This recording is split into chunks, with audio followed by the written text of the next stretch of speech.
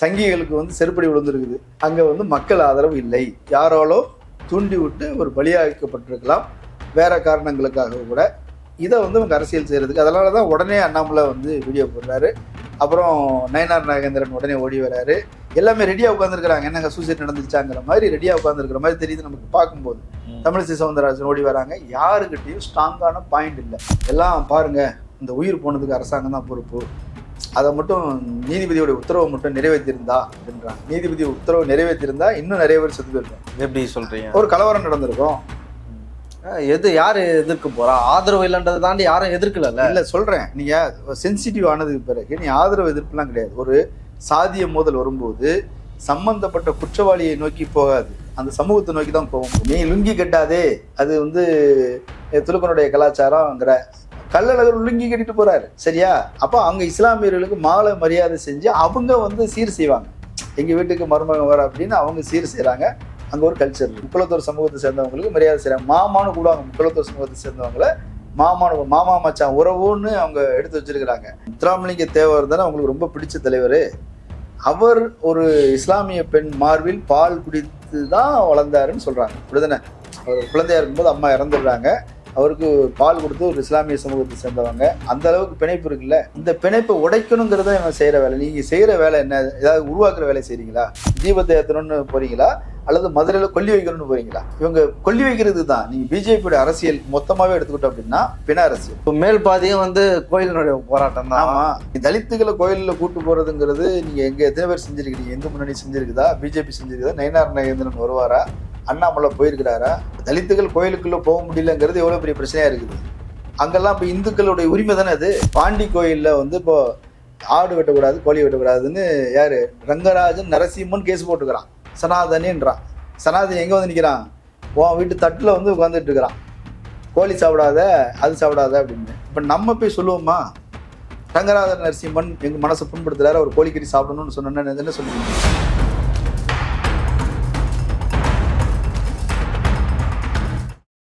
Blue print பார்வையாளர்களுக்கு வணக்கம். இன்று நம்ம இணைந்திருக்கும் சிறப்பு விருந்தினர் பத்திரிகையாளர் அரண்சை மதன் அறிவழகன் அவர்கள். வணக்கம். வணக்கம். திருப்பரங்குன்றம் பிரச்சனையை வந்து நம்ம ஏற்கனவே டீட்டெயிலாக ரொம்ப பேசியிருந்தோம். ஜிஆர் சாமிநாதன் உத்தரவு, அதுக்கு பின்னாடி நடந்த விஷயங்கள் எல்லாத்தையுமே. இப்போ இன்னும் அந்த பிரச்சனையை வந்து பூர்ணச்சந்திரனுடைய தற்கொலை சென்சிட்டிவாக மாற்றிருக்கு.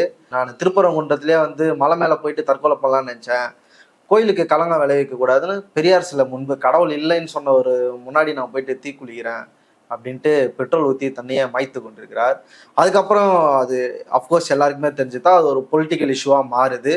பல்வேறு போராட்டங்கள் பாஜக சார்பிலேருந்தும் பல்வேறு கண்டனங்கள்லாம் வந்துட்டு இருக்கு ஆளும் அரசுக்கு எதிராக.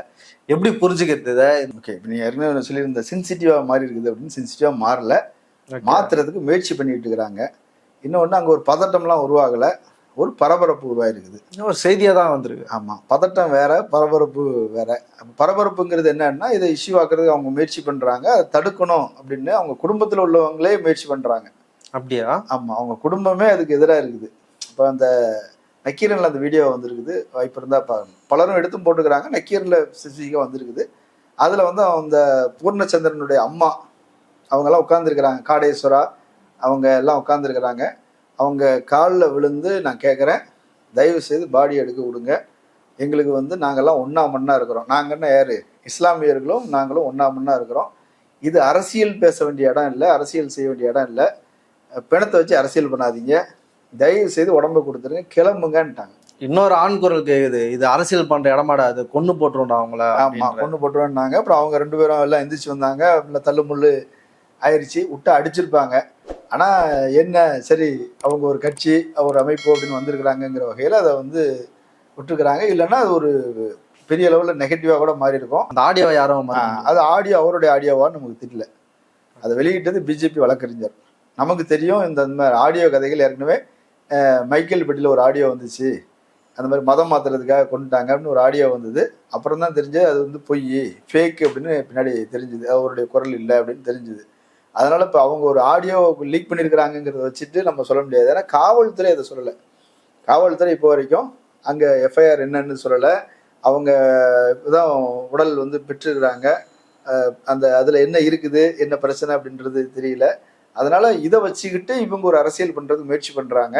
அதுலயும் குறிப்பாக எஸ்ஐஆர்ல வந்து 90 லட்சம் பேர் நீக்கப்பட்டிருக்கிறார்கள், அது இஷ்யூ ஆகக்கூடாது, இது இஷ்யூ ஆகணும் அப்படின்னு திட்டமிட்டு செய்தது போலவே நமக்கு ஒன்று தெரியுது. ஏன் இது திட்டமிட்டு செய்தார்கள் அப்படின்னா அதுல ஒரு சந்தேகம். ஏன் அப்படின்னா அந்த பூர்ணச்சந்திரன் வந்து சமீப காலமாக அவர் திமுக ஆதரவு குடும்பத்தை சேர்ந்தவர், முக்குளத்தோர் சமூகத்தை சேர்ந்தவர், நரிமேடு மருதுபாண்டியன் நகர் அந்த பகுதியை சேர்ந்தவர். அவர் வந்து திமுக ஒரு குடும்பம் அப்படின்றத தாண்டி இப்போ வந்து சங்கி சகவாசம் சமீப காலமாக இருந்தது அப்படின்னு சொல்றாங்க. ஏற்கனவே 2 முறை தற்கொலைக்கு முயன்றிருக்கிறார், தூக்கு போட்டு தற்கொலை செய்யறதுக்கு முயன்றிருக்கிறார். இவங்களோட சேர்ந்ததுக்கு பிறகு இவங்க வந்து அவர் ஒரு போதை பழக்கம் உள்ளவர், படித்தவர்.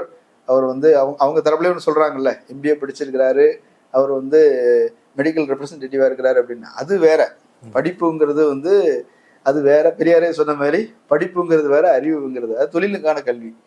அறிவு, சமூக அறிவு, அரசியல் அறிவு, பண்பாட்டு அறிவு அப்படின்றது வேற. அவர்கள் இவரை வந்து யூஸ் பண்ணியிருக்கிறாங்க. இவங்களோட சேர்ந்ததுக்கு பிறகு அவர் அடிக்கடி சரக்கு அடிச்சுட்டு ரோட்டில் விழுந்து கிடக்கிறாரு, அங்கங்கே தெருவில் கிடக்கிறாரு, ரோட்டில் கிடக்கிறாரு அப்படின்றது ஒரு பெரிய பஞ்சாயத்து. இதனால குடும்பத்தில் மேலும் மேலும் சிக்கல். அவர் சூசைட் செய்யறதுக்கான ஏற்கனவே 2 அட்டம்ப்டும் குடும்ப பிரச்சனை காரணமாக, கடன் பிரச்சனை, பொருளாதார நெருக்கி, வேலை வெட்டிக்கு சரியா போறதில்லை, சம்பாத்தியம் இல்லைனாலே குடும்பத்துக்குள்ள பிரச்சனை வரும் இல்லையா, இதுல இந்த சங்கி சகவாசம் சேர்ந்துக்குச்சு. இதுதான் வந்து முக்கியமான பிரச்சனை அப்படின்னு சொல்றாங்க. இதன் காரணமாக அவர் வந்து போதைக்கு அடிமையாகி வீட்டில் சிக்கலாகி அதுக்காக தான் சூசைட் பண்ணிக்கிட்டாரு அப்படின்றது தான் பாயிண்ட். இப்போ இவங்க அதை வச்சு ஒரு கேம் பிளே பண்றாங்க. பாருங்க, பெரியார் சிலைக்கு பின்னாடி சரி, அதுக்கு ஏன் போலீஸ் பூத்துக்கு போனோம்? இப்போ மதுரை அவுட் போஸ்ட் போலீஸ் பூத்து, அது போலீஸ் பூத்துக்குள்ள தானே போய் போலீஸ் பூத்துக்குள்ள சூசைட் பண்ணிட்டாருங்கிறது தான் பாயிண்ட். அப்போ அங்கே பக்கத்தில் பெரியார் சிலை மட்டும்தான் இருக்குதா? அங்கே கோயில்கள் இல்லையா? எத்தனை சின்ன சின்ன கோயில்கள் இருக்குது, இல்லை உள்ளூர் கோயில்கள் இருக்குது. அப்போ அந்த கோயில் பக்கத்தில் சூசைட் பண்ணிட்டான்னு சொல்றதா? அப்போ அதுக்கு எதிராக இவங்க பிஜேபிக்கு எதிராக சூசைட் பண்ணிட்டான்னு கூட சொல்லலாம். ஒரு ஆடியோ ரிலீஸ் பண்ணி விட்டு பிஜேபி பண்ற அரசியலுக்கு எதிராக சூசைட் பண்ணிக்கிட்டாருன்னு இவங்க தரப்பும் செய்யலாம்ல, அரசியல் போலியா செய்யணும்னா. அதனால அவங்க சொன்ன ஆடியோவை வச்சு நம்ம நம்ப முடியாது. இன்னொன்று, அந்த ஆடியோலேயே ஒரு விஷயம் வருது. என்ன அப்படின்னா, நான் வந்து திருப்பரங்குன்றம் மலை மீது தான் தீக்குளிக்கணும்னு நினைச்சேன், அது கோயிலுக்கு களங்கத்தை ஏற்படுத்தி விடும் என்பதனால் நான் வந்து பெரியார் சிலைக்கு பின்னாடி வந்தேன் அப்படின்ற மாதிரி ஒன்று சொல்லுது. சொல்லிட்டு இன்னொன்று சொல்றாங்க, திருப்பரங்குன்ற மக்கள், மதுரை மக்கள் அவங்க ஆதரவு தரமானேன்றாங்க. எது? இவங்க ஒரு கல்லை காட்டி அதில் தீபம் ஏற்றணுன்றாங்க இல்லையா, அதில் வந்து தீபம் ஏற்றுறதுக்கு மக்கள்கிட்ட ஆதரவு இல்லை, எனக்கு ரொம்ப வருத்தம் ஆயிடுச்சுன்றார். நீதிபதி உத்தரவு போட்டும் தீபம் ஏற்ற முடியல, மக்கள்கிட்டையும் ஆதரவு இல்லை அப்படின்னு அவரு சொல்றாங்க. ஸோ ஒரு விஷயம் கிளியர் ஆகுது, சங்கிகளுக்கு வந்து செருப்படி விழுந்துருக்குது, அங்க வந்து மக்கள் ஆதரவு இல்லை இல்லையா? அப்போ யாரையோ யாராலோ தூண்டி விட்டு ஒரு பலியாக்கப்பட்டிருக்கலாம், வேற காரணங்களுக்காக கூட. இதை வந்து அவங்க அரசியல் செய்யறதுக்கு, அதனாலதான் உடனே அண்ணாமலை வந்து வீடியோ போடுறாரு. அப்புறம் நயனார் நாகேந்திரன் உடனே ஓடி வராரு. எல்லாமே ரெடியா உட்காந்துருக்கிறாங்க, என்னங்க சூசைட் நடந்துச்சாங்கிற மாதிரி ரெடியா உட்காந்துருக்கிற மாதிரி தெரியுது நமக்கு பார்க்கும்போது. தமிழிசை சவுந்தரராஜன் ஓடி வராங்க. யாருக்கிட்டையும் ஸ்ட்ராங்கான பாயிண்ட் இல்லை. எல்லாம் பாருங்க, இந்த உயிர் போனதுக்கு அரசாங்கம் தான் பொறுப்பு, அதை மட்டும் நீதிபதியோட உத்தரவை மட்டும் நிறைவேற்றிருந்தா அப்படின்றாங்க. நீதிபதி உத்தரவு நிறைவேற்றிருந்தா இன்னும் நிறைய பேர் செத்து போயிருக்காங்க. எப்படி சொல்றீங்க? ஒரு கலவரம் நடந்திருக்கும். யாரு எதிர்க்க போறா? ஆதரவு இல்லைன்றதை தாண்டி யாரும் எதிர்க்கல. இல்ல சொல்றேன், நீங்க சென்சிட்டிவ் ஆனதுக்கு பிறகு நீ ஆதரவு எதிர்ப்புலாம் கிடையாது. ஒரு சாதிய மோதல் வரும்போது சம்பந்தப்பட்ட குற்றவாளியை நோக்கி போகாது, அந்த சமூகத்தை நோக்கி தான் கோபம் போகும். அப்ப யாரோ யாரையோ வெட்டுவாங்க, யாரோ யாரையோ குத்துவாங்க, யாரோ யாருக்கிடையே எரிப்பாங்க, பதிலுக்கு பதிலுன்னு இந்த இதை உருவாக்குறதுக்கு அவர்கள் தொடர்ந்து முயற்சி பண்ணிட்டே இருக்கிறாங்க. தமிழ்நாட்டில் ஏற்கனவே அவங்க சக்சஸ் ஆன மண்டைக்காடு ஒன்று இருக்குது, சக்சஸ் ஆன கோயம்புத்தூர் ஒன்று இருக்குது. கோயம்புத்தூர்லயும் ஒரு பொய்யான செய்தி தானே. முன்னாடி செல்வராஜன் ஒரு இந்துவை வந்து கொண்டுட்டாங்க, நம்மால கொண்டுட்டாங்க, இந்துவை கொண்டுட்டாங்க, வாங்க இந்துக்களேன்னு தானே கூட்டு போறாங்க. கெம்பட்டி காலனி மக்கள் தான் போறாங்க, கடைகளெல்லாம் அடிச்சு உடைக்கிறாங்க. இன்னைக்கு அந்த முஸ்லீம்கள் இருந்த கடைகளை அடிச்சு உடைச்சாச்சு. இப்போ யார் இந்து கடை வந்துருச்சா? மார்வாடிகள் கடை வந்துருக்குது. அந்த கோயம்புத்தூர் மார்க்கெட்டை மார்வாடிகள் கைப்பற்றிருக்கிறாங்க. சரி, இதனால என்ன நன்மை நடந்திருக்குது? ஒரு கலவரம் நடந்தது, பிஜேபி ஜெயிச்சுது, ஆட்சிக்கு வந்தாங்க, இப்போ இன்னைக்கு பெரிய கட்சியாக மாறினதுக்கெல்லாம் அதுதான் காரணம்.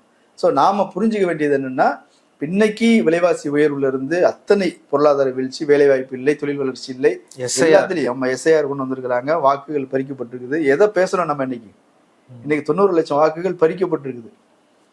அவங்கெல்லாம் யாரு? நீங்க இடம்பெயர்ந்தவர்கள் சொல்றாங்க. எல்லாரும் பேப்பர் கொடுத்துருக்குறாங்க, அதில் ஃபில் பண்ணி கொடுத்துருக்குறாங்க. அதில் வந்து அவங்க ரிஜெக்ட். ஏன் ரிஜெக்ட்? அட்ரஸ் இல்லைன்னு சொல்கிறாங்க. பீகாரில் வீடு இல்லாதவங்களுக்கு கொடுத்துருக்கீங்க. என்ன சொல்கிறீங்க? வீடே இல்லாதவர்களுக்கு கூட நாங்கள் அவர்களுடைய வாக்குகள் தவறிவிடக்கூடாது என்பதற்காக நாங்கள் கொடுத்துட்டோன்றீங்கல்ல. இங்கே இவனுக்கு வீடு இருக்குல்ல, அட்ரஸ் இல்லைன்னு சொல்லியிருக்கிறீங்க. அப்போ நம்ம அவங்களுக்கு ஐஜேகே டிடிஐ போட்டீங்களா, அது மாதிரி இங்கே போட வேண்டியது தானே. அவங்க ஆள் இருக்கிறான்லப்பா, ஆள் இருக்கிறாங்க. எனக்கு தெரிஞ்ச சில இடங்களில் நான் கேள்விப்பட்டேன், கணவனுக்கு இருக்குது மனைவிக்கு இல்லை. ஏன் இல்லை? அவங்களுக்கு அட்ரஸ் இல்லையா? அப்புறம் மனைவி எப்படி? ஏப்பா ஒரே அட்ரஸ்ல தானப்பா குடும்பம் இருக்குது, ரேஷன் கார்டில் ஒரே அட்ரஸ் தானே இருக்குது. அப்போ கணவனுக்கு இருக்குது மனைவிக்கு இல்லை, மனைவிக்கு இருக்குது கணவனுக்கு இல்லை. இதெல்லாம் எப்படி நடக்கும்? எஸ்ஐஆர் வந்து இப்போ திமுகவுடைய பிரத்யேகமான பிரச்சனை அப்படி புரிஞ்சுக்கிறாங்களோ எல்லாரும்? அப்படி புரிஞ்சுக்கிறாங்க போல இருக்குது. அதிமுகலாம் அவங்க கொண்டாடுறாங்க, ஓ அவங்களுடைய வாக்குகளை தூக்கியாச்சு, நம்ம ஜெயிச்சிடலாம், 1 கோடி வாக்கு போயிடுச்சு. போலி வாக்காளர்கள் அப்படிங்கிறான். திமுக ஓட்டு போடுறவங்களும் 1 கோடி பேர் போலி வாக்காளர்கள் எப்படி ஏத்துக்கிறாரு? எப்படி இருக்க முடியும்? அத ஜெயக்குமார் சொல்றாரு. ஏன்னா அவர் சென்னையில உள்ளவர். 37% போயிருச்சு. அப்போ அது யாரு எங்களுக்கு ஓட்டு போடுறவங்கன்னு அவர் பதட்டப்படுறாரு. அந்த பதட்டம் ஏன் எடப்பாடிக்கு இல்லை? இதை தான் நம்ம பேசணும். விஜய் ஏன் இன்னும் பேசல? அதுதான் நம்ம பேசணும். சீமான் ஏன் உழப்பிட்டு இருக்கிற? அப்படி இல்ல, விஜய் என்ன சொல்றாருன்னா, நான் என்ன பேசணுன்றத நீங்க முடிவு பண்ணாதீங்க அப்படின்னு. ரைட்டு. ஆனா நீ அரசியலுக்கு வந்துட்டல்ல, பொது விஷயம்னு வந்துட்டல்ல, இந்த மக்கள் பாதிக்கப்படுற விஷயத்துல ஒரு பொதுவான ஒரு கட்சி பேசணுமா கூடாதான்னு கேட்கலாம்ல. களத்துல இல்லாதவங்க பத்தி நான் ஏன் பேசணும்? களத்துல யார் இல்லை? இப்போ சீமான் இன்னைக்கு பேசியிருக்கிறார், ஈரோடு இடைத்தேர்தலில் களத்தில் நின்றது நான். நீ கட்சி ஆரம்பிச்சிருந்தல்ல, நீ ஏன் வரல? நான் களத்துல நின்னேன், திமுக களத்துல இருந்தது, நீ தானே களத்துல இல்லை அப்படின்னு சொல்லி கேட்குற. அப்படி இது இல்லாம தொடர்ந்து 2024 தேர்தலுக்கு முன்னாடியே கட்சி அறிவிச்சாச்சு. 2024 தேர்தலில் அதிமுக களத்துல இருந்ததா இல்லையா? 20% வாக்குகள், 21% வாக்குகள் வாங்கிச்சா இல்லையா? ஏற்கனவே வந்து 10 வருஷம் ஆண்டிருக்கா இல்லையா? தமிழ்நாட்டை அதிக முறை ஆண்ட கட்சி அதிமுக தானே. அவங்க களத்துல இல்லை, இவர் களத்துல இருக்கிறாரா? மேடை போட்டு பேசுறது, பஸ்ல ஏறி பேசுறது களம் இல்லை. இன்னைக்கு எஸ்ஐஆர் ஒரு பிரச்சனை வந்திருக்குது, இது ஏன் பேசல? திருப்பரங்குன்றம் விவகாரம் பிரச்சனையாகிட்டு இருக்குது. ஒரு மத கலவரத்துக்கு வேலை செஞ்சுட்டு இருக்கிறாங்க, அதை கண்டிச்சு பேசணுமா இல்லையா? ஸோ நாம பேச வேண்டியது அதுல இப்ப தாவேக்காவுக்கு ஆதரவா பேசுறவங்களும் திருப்பரங்குன்றம் இஷ்யூ வந்து என்ன ஸ்டாண்ட் எடுக்குதுன்னே தெரியல அவங்களுக்கு. ஆமா, இப்ப நீங்க நிர்மல்குமார் வராரு, அவரு பிஜேபியில இருந்து வந்தவர், ஒரு RSS டவுசர் போட்டே வளர்ந்தவர். இப்போ அவருக்கு என்ன தோணுது அப்படின்னா, ஆமா இந்துக்களுக்கு விரோதமா நடந்துருச்சுன்னு அவர் ஒன்று சொல்லிட்டு போயிறாரு. இப்போ காலங்காலமா ஒரு இடத்துல தீபம் ஏத்துறாங்க, அதை மாத்தணும்னு சொல்றாங்க. எங்க மாத்தணும்? தர்காவுக்கு பக்கத்துல மாத்தணும்ன்றாங்க. அது தேவையில்லாத வேலை. அந்த அந்த மலையே 2 பகுதியா இருக்குது. ஒரு பகுதி தர்காவுக்கு சொந்தமானது அப்படின்னு தான் சொல்றாங்க, சிக்கந்தர மலைன்னு தானே சொல்றாங்க. அதனால நம்ம விருப்பம் கிடையாது. சட்டம் என்ன சொல்லுது? அதை தீர்ப்பு வழங்கினவர் ஒரு ஐயர், 1921 தீர்ப்பு வழங்கினவர் ஒரு ஐயர். அவர் களத்துக்கு போய் எல்லாத்தையும் ஆய்வு பண்ணி அந்த நில விவகாரங்களை முடிச்சு வைக்கிறாருல்ல. அப்போ அதை எடுத்து பேச வேண்டியது தானே, உங்கால தானே. ஸோ நான் என்ன சொல்றேன் அப்படின்னா, எது பேசப்படணுமோ அது பேசப்படாமல் இப்ப நம்ம இதை வந்து பேசிட்டு இருக்கிறோம். அதுல முன்னாடி இப்ப அந்த ஃபேமிலி என்ன ரோல் பண்ணுது? இப்போ அவங்க பாஜக தரப்புல இருந்து என்ன கோரிக்கை வைக்கிறாங்கன்னா, 1 கோடி ரூபாய் தரணும், வந்து அரசு வேலை தரணும் அப்படின்ட்டு. ஆனா அந்த அந்த குடும்பத்தை சார்ந்தவர்கள் வந்து இதுல பாலிடிக்ஸ் பண்ண விரும்பல. ஆமா, அவங்க என்னன்னா, அவங்க கஷ்டப்பட்ட குடும்பம் தான், 2 பிள்ளைகள் இருக்குது, அந்த அம்மா என்ன பண்றதுன்னு தெரியாம நிக்கிறாங்க. அப்படி இருக்கிற நேரத்துல பணத்துக்கு ஆசைப்பட்டு விலகி போயிடுவாங்கன்னு நினைச்சிட்டு 10 லட்ச ரூபாய் கொண்டு போய் கொடுக்குறாரு நயினார் நாகேந்திரன். கொடுத்துட்டா நமக்கு பேசிடுவாங்கன்னு நினைக்கிறாங்க. ஆனா அவங்க தயார் இல்லை. அவங்க ஓப்பனா சொல்றாங்க, எல்லாரும் எந்திரிச்சு போ, கிளம்பு அப்படின்றாங்க. நம்ம புரிஞ்சுக்க வேண்டியது என்னன்னா, இந்த மதுரை மாவட்டம் அந்த திருப்பரங்குன்றமா இருந்தாலும் சரி, அதை சுற்றி இருக்கிற போது அங்க ஒரு கல்ச்சர் அப்படிங்கிறது எப்படி இருக்குது அப்படின்னா, இஸ்லாமியர்களுக்கும் அங்குள்ள மக்களுக்குமான இணக்கம் இருக்குது. வெறும் இணக்கங்கிறது வந்து என்னன்னா, அவரும் பக்கத்துல வீடு இருக்குது, கடை அப்படி இல்லை, கல்ச்சுரலாவே ஒரு இணைப்பு இருக்குது. நீங்க கள்ளழகர் வந்து எங்க போவாரு? துலுக்கநாச்சியார் வீட்டுக்கு தானே போவாரு. அவருடைய இன்னொரு துணை நம்ம சரிதவருக்குள்ள போல, நான் அவர் துலுக்கநாச்சியார் வீட்டுக்கு போறாரு. அப்போ யார் வரவேற்கிறது? இஸ்லாமியர்கள் தானே வரவேற்கிறாங்க. அவருக்கு லுங்கி கட்டிட்டு தானே போறாரு. நீ லுங்கி கட்டாதே, அது வந்து துலுக்கனுடைய கலாச்சாரம்ங்கிற. கள்ளழகர் லுங்கி கட்டிட்டு போறாரு, சரியா? அப்போ அவங்க இஸ்லாமியர்களுக்கு மாலை மரியாதை செஞ்சு அவங்க வந்து சீர் செய்வாங்க. எங்க வீட்டுக்கு மருமகன் வர அப்படின்னு அவங்க சீர் செய்யறாங்க. அங்க ஒரு கல்ச்சர் இருக்குது, சரியா? அடுத்தது என்ன அப்படின்னா, அங்க உள்ள தர்காவுக்கு அவங்க வந்து அந்த வழிபாடுகள் நடக்கும்போது, சந்தனக்கூடு இந்த விழாலாம் நடக்கும்போது அங்க வந்து இந்துக்களுக்கு அவங்க மரியாதை செய்யறாங்க. முக்குளத்தூர் சமூகத்தை சேர்ந்தவங்களுக்கு மரியாதை செய்யறாங்க. மாமான்னு கூடுவாங்க முக்குளத்தூர் சமூகத்தை சேர்ந்தவங்களை, மாமா மச்சான் உறவுன்னு அவங்க எடுத்து வச்சிருக்கிறாங்க. அப்படி கல்ச்சரலாவே ஒரு பாண்டிங்கா இருக்குது. இதை உடைக்கிற வேலையை தான் நீ செய்யற. இன்னொரு பத்திரிகையாளர் சொல்றாரு, நீ தென் மாவட்டங்கள் நடக்கிற எல்லா பத்திரிகையிலையும் தாய் மாமான்னு போட்டு ஒரு முஸ்லீமோட பேர் இருக்கும், அப்துல் ரஹ்மான்னு இருக்கும் தாய் மாமான்னு. ஆனா அது ஒரு இந்துக்களுடைய கல்யாணம். அது இல்ல, அது எல்லாம் தாண்டியே ஒன்று சொல்றேன். நம்ம முத்துராமலிங்க தேவர் தானே உங்களுக்கு ரொம்ப பிடிச்ச தலைவர். அவர் ஒரு இஸ்லாமிய பெண் மார்பில் பால் குடித்து தான் வளர்ந்தாருன்னு சொல்றாங்க. அப்படிதானே? அவர் குழந்தையா இருக்கும்போது அம்மா இறந்துடுறாங்க. அவருக்கு பால் கொடுத்து ஒரு இஸ்லாமிய சமூகத்தை சேர்ந்தவங்க. அந்த அளவுக்கு பிணைப்பு இருக்குல்ல. இந்த பிணைப்பை உடைக்கணுங்கிறத இவன் செய்யற வேலை. நீங்க செய்யற வேலை என்ன? ஏதாவது உருவாக்குற வேலை செய்றீங்களா? தீபத்தை ஏற்றணும்னு போறீங்களா, அல்லது மதுரையில கொல்லி வைக்கணும்னு போறீங்களா? இவங்க கொல்லி வைக்கிறது தான். நீங்க பிஜேபியோட அரசியல் மொத்தமாவே எடுத்துக்கிட்டோம் அப்படின்னா பிண அரசியல். பணம் இப்போ கொல்லி வச்சுட்டாங்க, எரியுது. யாருக்கு வெளிச்சம்? அது யாருக்கும் வெளிச்சம் இல்லை.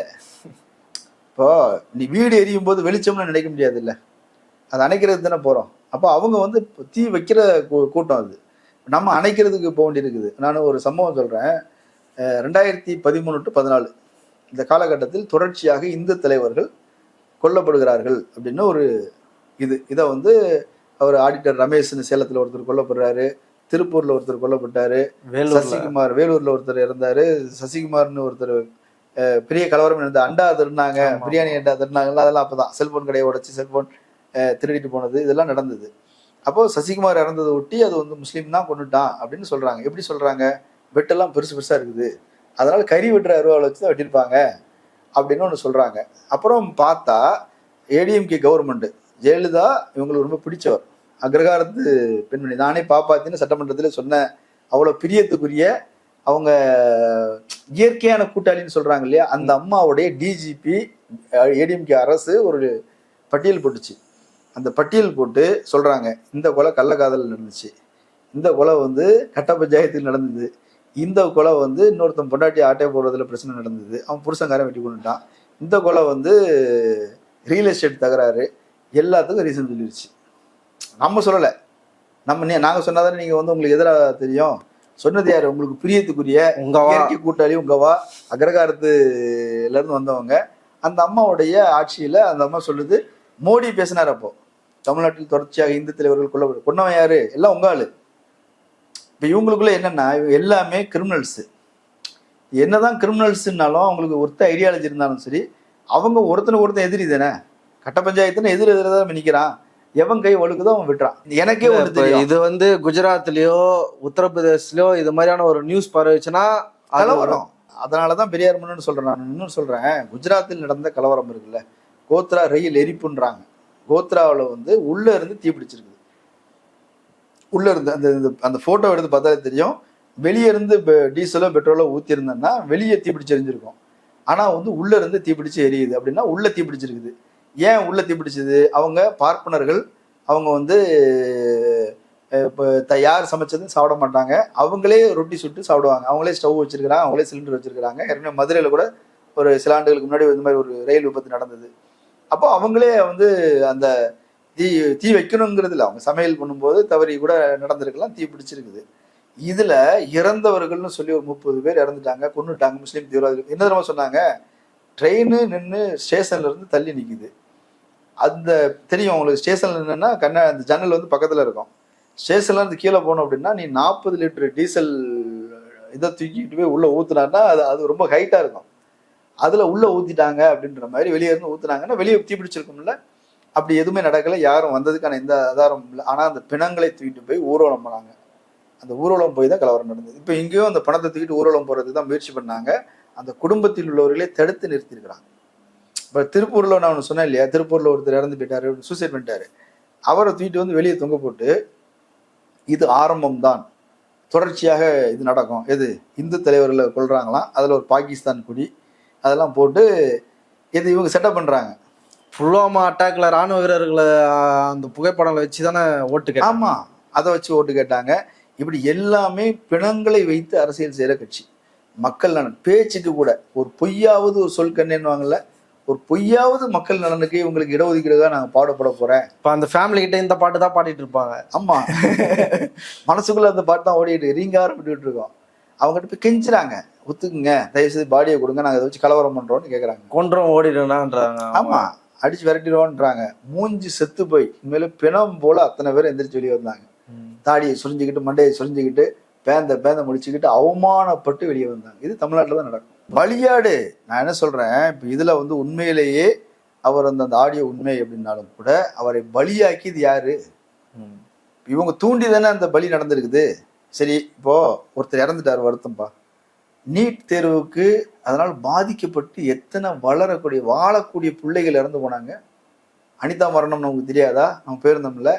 எத்தனை பேர் அதில் வந்து சூசைட் செஞ்சாங்க. ரோஹித் வெமுலா ஐஐடியில படிக்க முடியாம எவ்வளவு பேர் இறக்குறாங்க. ஆமா, நம்மள சேனல்ல ஒருத்தர் வந்து ஐஐடியில பேராசிரியர் ஒருத்தர் அங்க வாழ முடியலங்க, டார்ச்சர் பண்றானுங்கன்னு சொல்லி வெளியே வந்து நம்ம கிட்ட பேட்டி கொடுத்தாரா இல்லையா? இங்கிலீஷ்ல பேசியிருந்தாரு. ஆமா, இப்படி எத்தனை பேரை நீங்க வாழ விடல. இப்ப அதெல்லாம் தானே பிரச்சனை, வாழ முடியலங்கிறதானே பிரச்சனை. ஏன் அதுக்கெல்லாம் போராட மாட்டேன்றாங்க? அது எங்க பிரச்சனையே இல்லை. இப்போ மேல் பாதியும் வந்து கோயிலினுடைய போராட்டம் தான். ஆமா, நீ தலித்துகளை கோயிலில் கூட்டு போறதுங்கிறது நீங்க எங்க எத்தனை பேர் செஞ்சிருக்கிறீங்க? இந்து முன்னணி செஞ்சிருக்குதா? பிஜேபி செஞ்சிருக்குதா? நயினார் நாகேந்திரன் வருவாரா? அண்ணாமலை போயிருக்கிறாரா? இப்ப தலித்துகள் கோயிலுக்குள்ள போக முடியலங்கிறது எவ்வளவு பெரிய பிரச்சனையா இருக்குது. அங்கெல்லாம் இப்ப இந்துக்களுடைய உரிமை தானே அது. பாலு சொல்ற, உச்ச நீதிமன்றம் போய் கூட நான் உங்களுக்காக போராடி நான் தீர்ப்பு வாங்கிட்டு வருவேன். பாலுவை கண்டிக்க வேண்டியது தானே, சவுண்ட் விட வேண்டியது தானே, ஒரு சாட்டை எடுத்துட்டு சுத்த வேண்டியது தானே.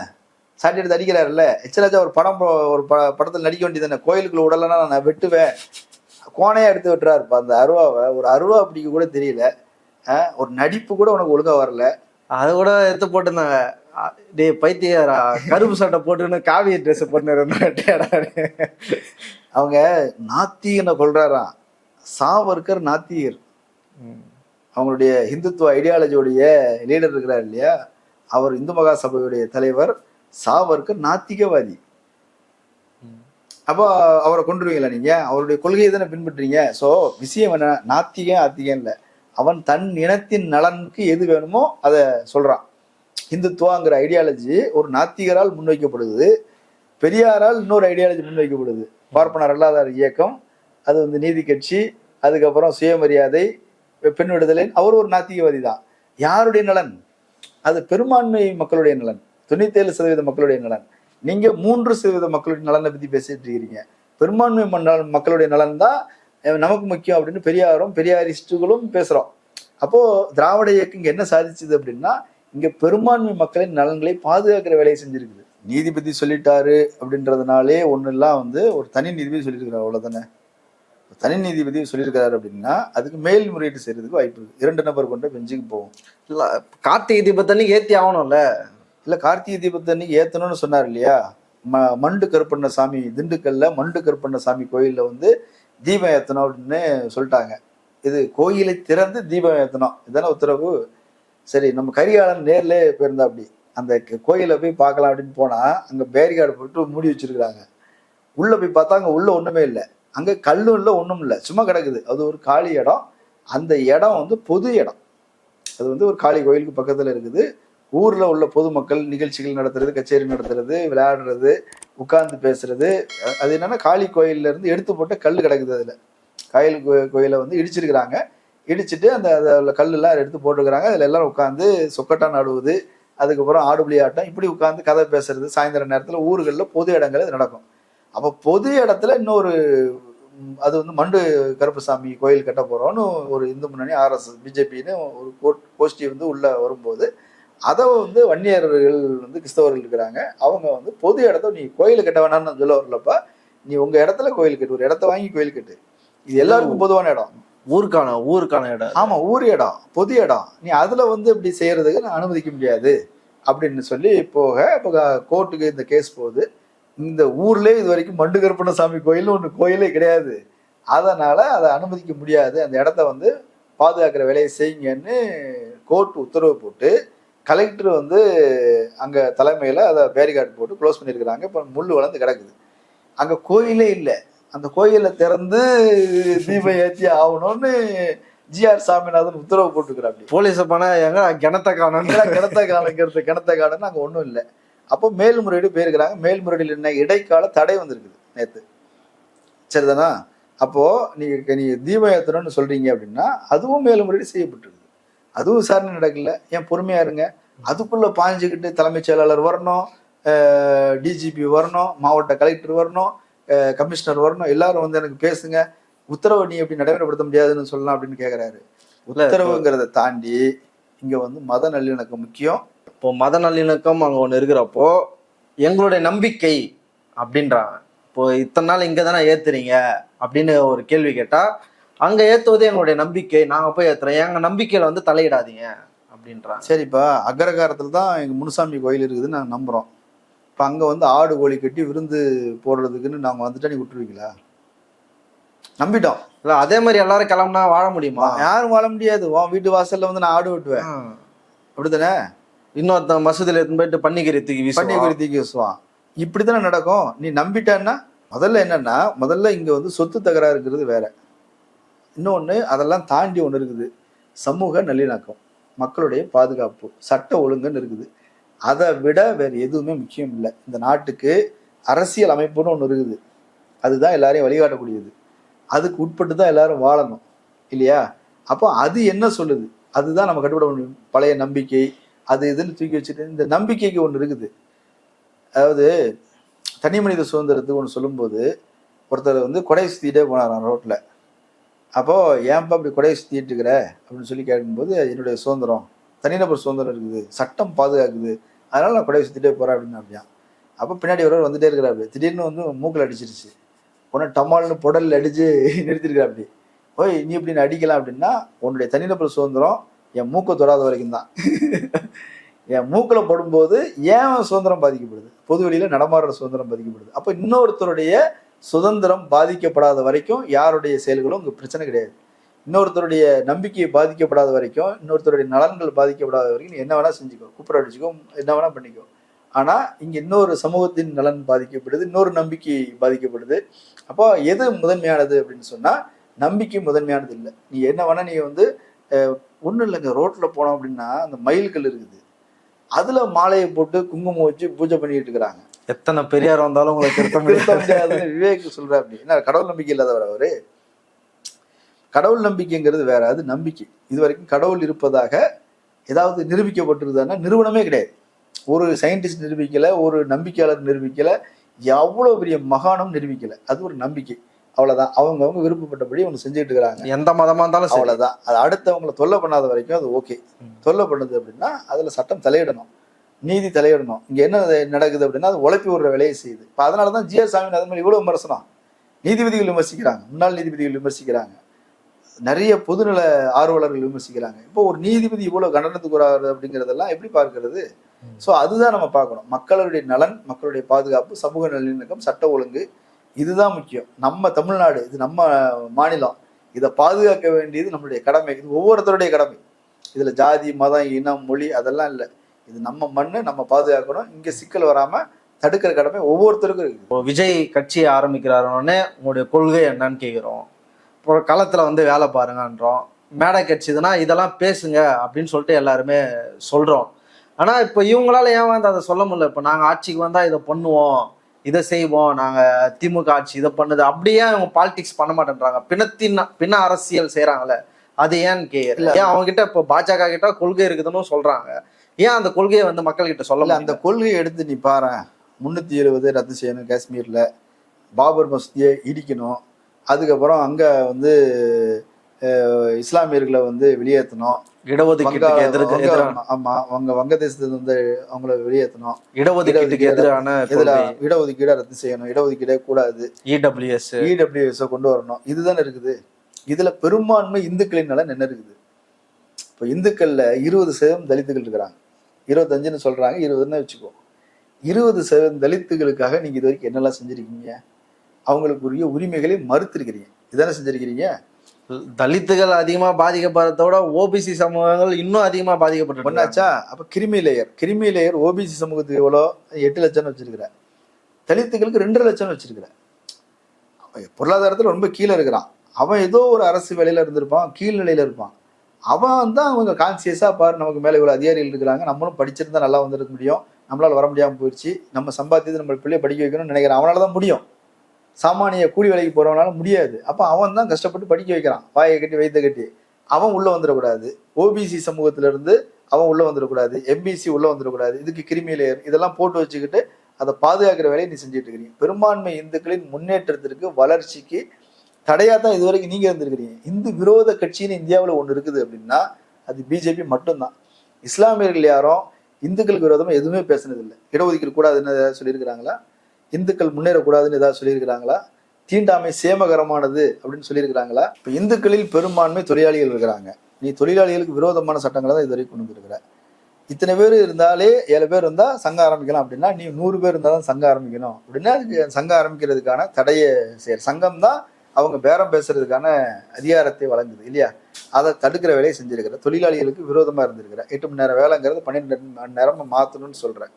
அப்போ தொழிலாளிகளுக்கு இந்து தொழிலாளிகள் விரோதமாக தானே இருந்திருக்கிற. பெரும்பான்மை மக்கள் தொழிலாளிகள் தானே. இன்னும் அடுத்தது சொல்கிறேன், அதை விட அதிகமாக யார் இருக்கிறா? விவசாயிகள் இருக்கிறாங்க. இந்து விவசாயிகள்னு மட்டுமே வச்சுக்கோ. இந்து விவசாயிகளுக்கு விரோதமான 3 சட்டங்களை கொண்டு வந்து இந்து விவசாயிகள் தானே போராடினாங்க. அப்போ நீ யாரெல்லாம் இந்துன்னு சொல்றியோ அவன்லாம் உன் சட்டத்துக்கு எதிராக போராடி இருக்கிறாங்கல்ல, அங்கே தானே 600 பேர் செத்து போனாங்க. அப்போ அதெல்லாம் என்னன்னு சொல்றது? அந்த இந்துக்களுக்காக நீ என்ன? விவசாயிகள் பெரும்பான்மை இருக்கிறாங்க, தொழிலாளிகள் பெரும்பான்மை இருக்கிறாங்க, ஓபிசி மக்கள் பெரும்பான்மையாக இருக்கிறாங்க, எஸ்சி மக்கள் பெரும்பான்மையாக இருக்கிறாங்க. பெரும்பான்மை மக்களுக்கு விரோதமாக தான் இதுவரைக்கும் சட்டமும் திட்டமும் கொண்டு வந்திருக்கிறீங்க. நீ பெரும்பான்மை மக்களின் நலன்களுக்கு என்ன செஞ்சிருக்கிறீங்க? இதுல யார் பலன் அடைஞ்சிருக்கிறா? இடபிள்யூஎஸ்ல உயர் சாதியினர் பார்ப்பனர்கள் அப்படித்தானே.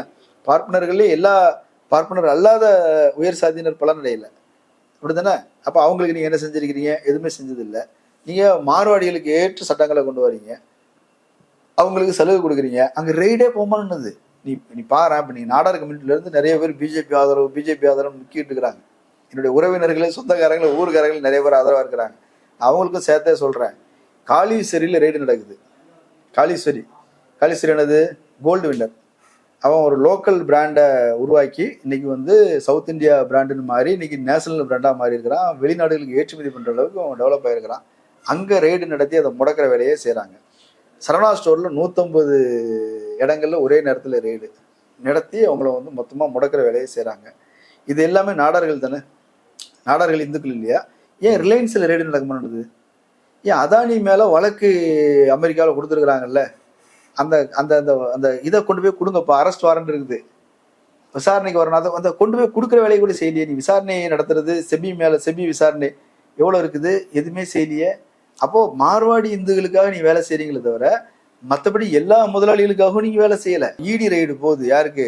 ஏழை தலித்துகள் 2 பேர், அவங்களுக்கு இடி ரைடு போகுது. தலித்துன்னு போட்டு எங்கேயாவது அனுப்புவாங்களா? ஒரு பொருளாதார குற்றத்திற்கு நீ மணி லாண்ட்ரிங்னு சொல்ற அப்படின்னா அந்த மணி லாண்ட்ரிங்க்கு அதில் ஏதாவது முகாந்திரம் இருக்குதா? அவன் காட்டுக்குள்ள அவன் கிடக்குறான்.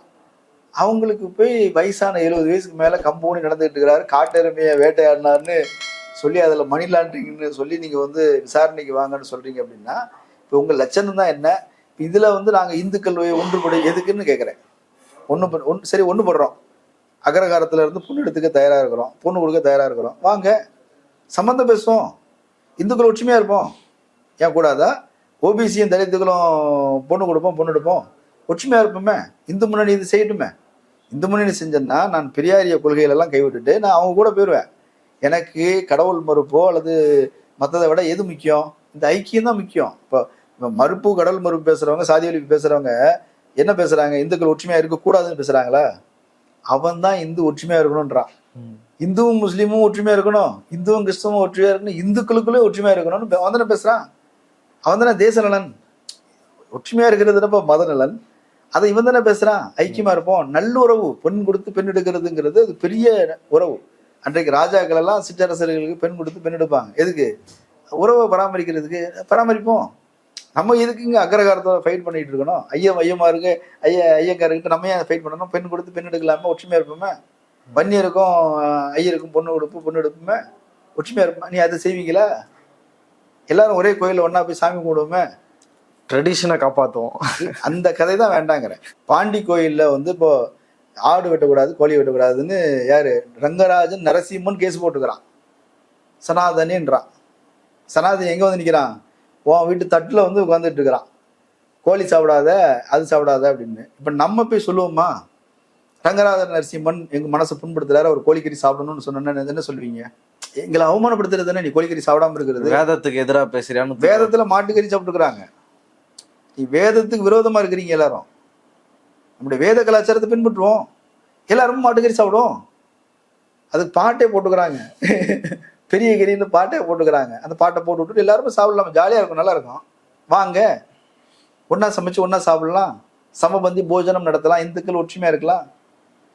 இதில் என்ன பாகுபாடு வந்து போச்சு? நீ என்ன சாப்பிட்றியோ அதை சாப்பிட்டுக்கோ. உனக்கு வெங்காயம் பிடிக்காது, பூண்டு பிடிக்காது. எனக்கு வெங்காயம் பூண்டு இல்லைன்னா சாப்பிடவே வராது. நீ வேற நான் வேற. பாய்மார் அப்படி இல்லை, அவனும் வெங்காயம் பூண்டு சாப்பிட்டுக்கிறாங்க. பாய் கடையில் நாங்கள் போய் சாதாரணமாக சாப்பிட்டு வந்துட்டு இருக்கிறோம், அவன் எங்கள் கடையில் வந்து சாப்பிட்டுக்கிட்டு இருக்கிறான். உங்கள் இடத்துக்கு தான் நாங்கள் வர முடியறது இல்லை. திருமாவளவன் ஓப்பனாக ஒரு ஸ்டேஜில் வந்து ரங்கராஜ் பாண்டேக்கு பதில் சொல்கிறார். நீங்கள் வந்து என்னது ரம்ஜானுக்கு எல்லாம் போகிறீங்க, சர்ச்சுக்கெல்லாம் போகிறீங்க, இந்து பண்டிகைகளுக்கு நீங்கள் வரமாட்டேன்றீங்க, வாழ்த்து சொல்ல மாட்டேன்றீங்க அப்படின்னு கேட்டபோது அவர் சொன்னார், வரமாட்டேன்னு நான் சொல்லப்பா, நீங்கள் கூப்பிடுங்க, பூணல் கல்யாணத்துக்கு கூப்பிடுங்க, நாங்கள் வரோன்றாரு. நான் என் கையாலேயே பூணல் எடுத்து தரேன்ப்பா, எனக்கு தான் பூணல் பிடிக்காது, உனக்கு பிடிக்கும், நானே எடுத்து தரேன், போட்டுக்கோ. சேர்த்துப்பியா நீ? அவரும் இந்து தானே, கோரிக்கையெல்லாம் வைக்கிறல்ல, கோரிக்கையெல்லாம் வைக்கிற, ஆனால் வந்துடாதன்ற.